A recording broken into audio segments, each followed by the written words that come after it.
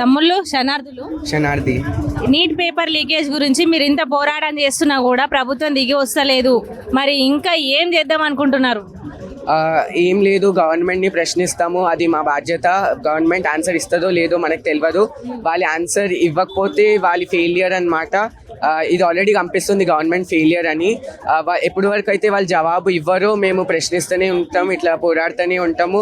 విద్యార్థుల ప్రాణాలు, విద్యార్థుల కోసం మేము ఎప్పుడు ఈ బీజేపీ ప్రభుత్వమే కాదు, కాంగ్రెస్ వచ్చినా, ఏ ప్రభుత్వం వచ్చినా, ఒకవేళ విద్యార్థులు ఏ తప్పు విషయంలో వాళ్ళు సపోర్ట్ చేసినా మేము వాళ్ళకి అగెయిన్స్ట్గా ఉంటాం. మొన్న జంతర్ మంతర్ దగ్గర సోనం వంగూర్ గారు వారిని తీసుకెళ్లారు కదా, మరి అక్కడ పోలీసులను మరి మోడీ పంపించిండని అంటారా? ఎవరు పంపించిందని అంటారు?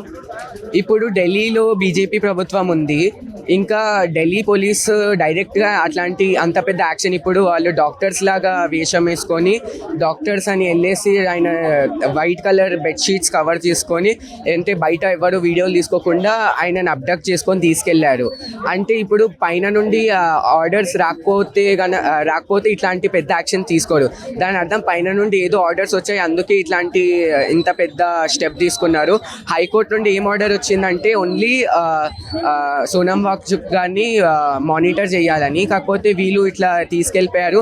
ఎప్పుడు వదులుతారో అది జవాబు ఇస్తలేదు. పర్మిషన్ లేకుండా తీసుకుపోయారు అని చెప్పేసి మాట్లాడుతున్నారు. అవును, వితౌట్ పర్మిషన్ తీసుకొని వెళ్ళారు. మీరు ఏం చేస్తారు అనుకుంటున్నారు? ఒకవేళ ఇంకా ప్రభుత్వం దిగి రాదు, మీరు ఇంకేం చేయాలనుకుంటున్నారు?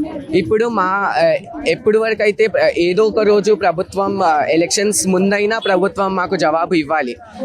అయితే ఎలక్షన్స్ వరకైనా మేము అడుగుతూనే ఉంటాం. ఎప్పుడు ఆన్సర్ ఇవ్వకపోతే ఆన్సర్ ఇచ్చేంత వరకు మేము అడుగుతాం. అది మా బాధ్యత.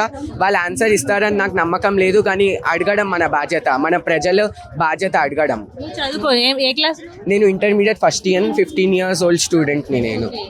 నీట్ పేపర్ గురించి కూడా లాస్ట్ టైం లీకేజ్ అయింది కదా, సో మీకు ఎవరైనా తెలిసిన బాధితులు ఉన్నారా మీ ఫ్రెండ్ సర్కిల్లో? నా డాక్టర్, హోమియోపతి డాక్టర్, వాళ్ళ సన్ నీట్ ఎగ్జామ్ ఇదే ఇయర్ రాశాడు ఫస్ట్ టైం. ఆయనకు చాలా నమ్మకం ఉండేకి హీల్ పాస్ ఎగ్జామ్, మంచి మార్క్స్ వస్తాయని. మళ్ళీ రీనీట్ అనేసరికి ఆయన మొత్తం ప్లాన్స్ అంతా క్యాన్సిల్ చేసుకొని బాధపడి, అంటే యాక్చువల్లీ లీక్ అయితే సరే, రీనీట్ వాళ్ళు 10 రెట్లు ఎక్కువ కష్టంగా చేస్తారు.